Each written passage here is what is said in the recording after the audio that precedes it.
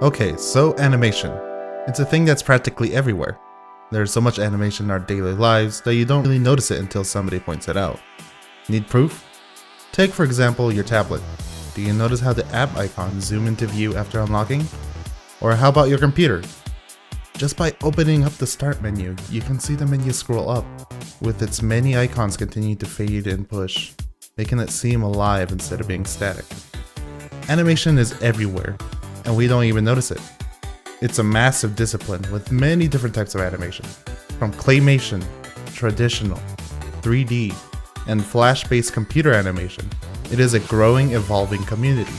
But how did this all start, and why is it changing and evolving as history moves forward? And most importantly, what fundamental principle is responsible for making this work?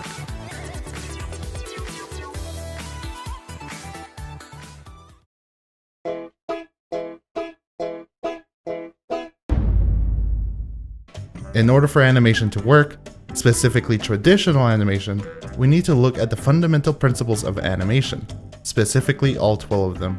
Hence the name 12 Principles of Animation. Coming from veteran animators Ollie Johnston and Frank Thomas, the book The Illusion of Life defines principles that an animator can use in order to convey life into their works. These principles are what the animators at Disney used as a template to keep standardized the workflow and feeling of their animation work. As a result, the community has taken these principles and is now widely accepted. A perfect visual example of the 12 principles of animation can be seen in the video titled the same as the book, The Illusion of Life. Here, in the video, we can see examples of squash and stretch, anticipation, staging, straight ahead and pose to pose, follow through and overlapping action, slow in and slow out, arcs, secondary animation, timing, exaggeration, solid drawing, and appeal. All of these principles combined are what makes an animation seem alive. Not only that, this gives animation a good starting point on how the character should be presented, similar to how gravity and physics in our world dictate how motion looks.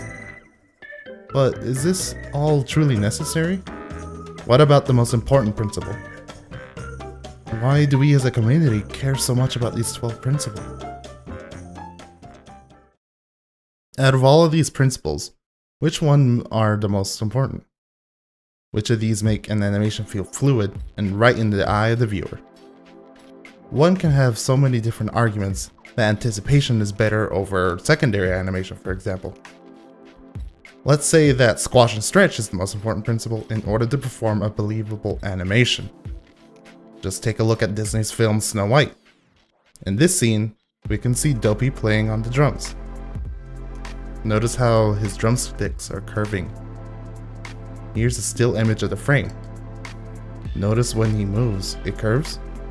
It shows to emphasize that the stick is moving at a fast rate. Not only that, it is to show the velocity of the object. It probably also tells the audience that this object has some weight to it. This is a common feature seen in many other films, such as in Roger Rabbit's extreme version of Squash and Stretch, as he's screaming at the top of his lungs because he can't handle the drink. Or more the subtleness in the film's Your Name, where the bodies themselves convey squash and stretch by curling up when falling down.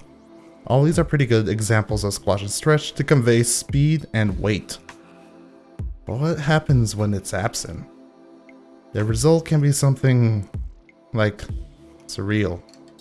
For example, there's this YouTube channel named Surreal Entertainment, where all his characters move very odd. Notice that there is no squash and stretch that we've seen earlier, or any other major principle for that matter.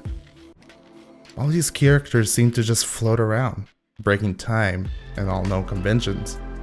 This can create a feeling of uneasiness and awkwardness. It doesn't help that the ambience in the videos are all very eerie.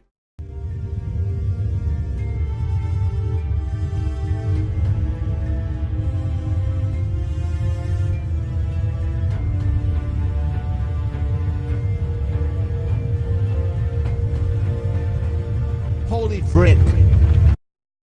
Is that bad? No. Remember, the 12 principles of animation are just that. Just principles.